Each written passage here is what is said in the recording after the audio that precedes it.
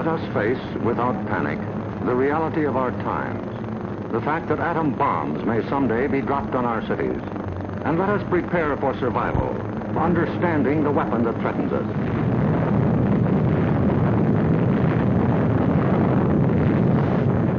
An atom bomb destroys or injures in three ways: by blast, heat, and radioactivity. The blast of an atom bomb is its most important destructive agent.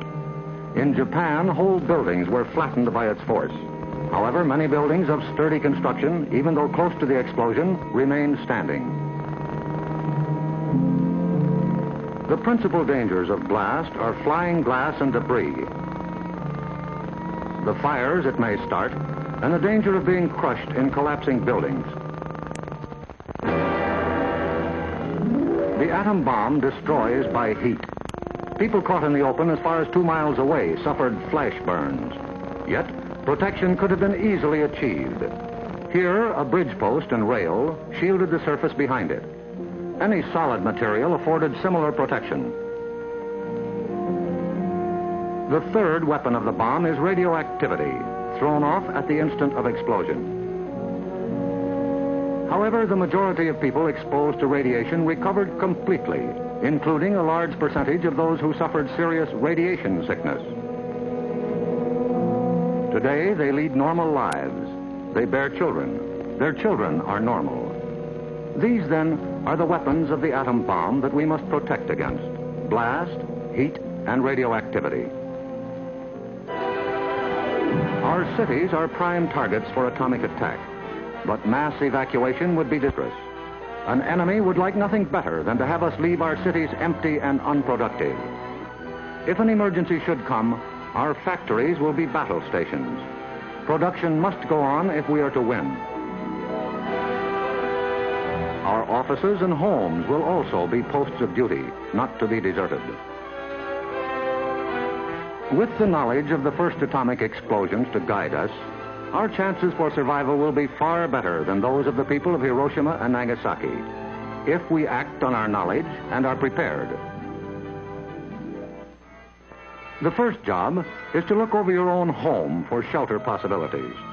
If you live in a private home that is well built, the cellar is the safest place to be. The lower you get, the more barriers there are likely to be against blast, heat, and radioactivity. Select the basement wall nearest the probable target area of your city. If the house is blown over, it will most likely fall away from this wall.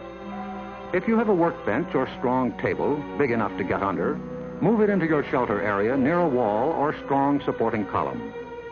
If the time comes when you actually have to take shelter, lie under the table.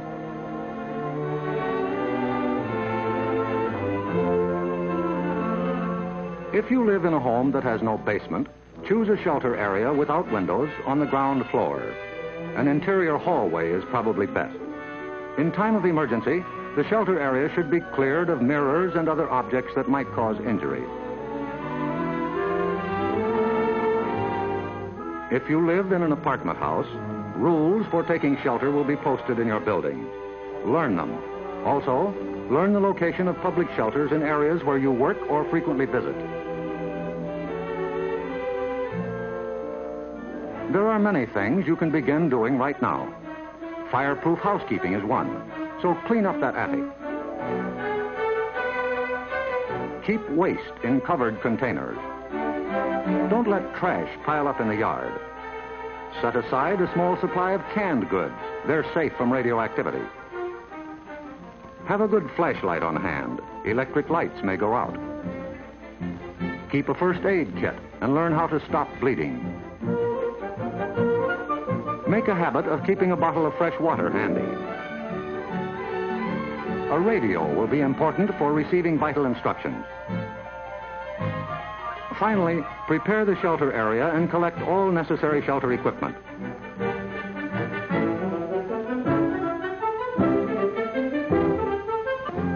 In case of an actual raid or test drill, the alert will be a warbling siren blast lasting 3 minutes.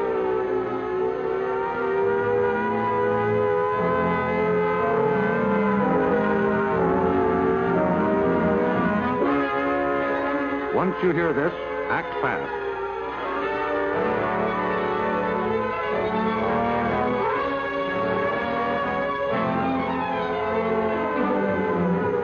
Pull down the shades or blinds and close the drapes against flying glass. Turn off the burners of your gas or electric stove. Disconnect any heating elements, such as electric irons, hot plates, or bathroom heaters.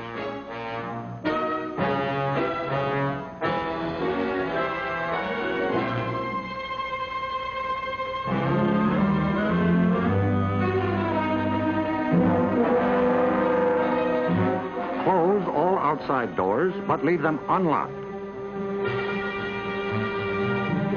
Turn off the gas or oil burners.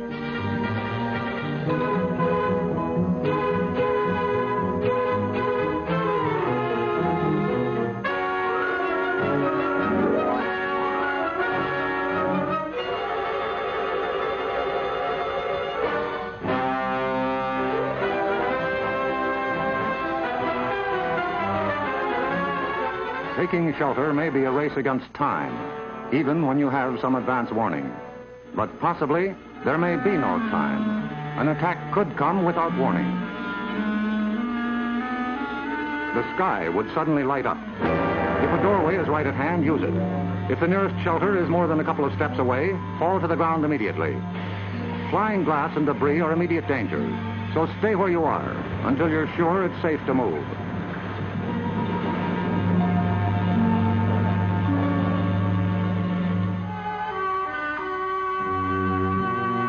If you are at home when a surprise attack occurs, crawl beneath a table if it is very near, or drop to the floor with your back to the window.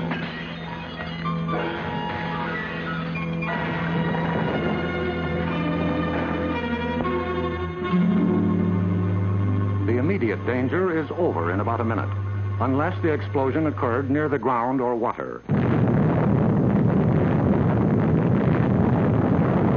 In this case, radioactive materials are trapped in the particles of dirt or water thrown up by the explosion.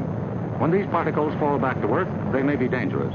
So get indoors immediately after a ground-level explosion. Cover broken windows against radioactive dust with blankets or cardboard. Civil defense radiological teams, equipped with radiation survey meters, will check on contamination in any bombed area. Stay under cover until you hear officially that it is safe outside. If you have been exposed to radioactive dust, wash the exposed areas. Pay particular attention to your hair. Get all the dirt from under your fingernails. If the people of Hiroshima and Nagasaki had known what we know about civil defense, thousands of lives would have been saved.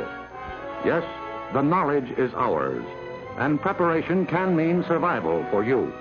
So act now. Someday your life may depend on it.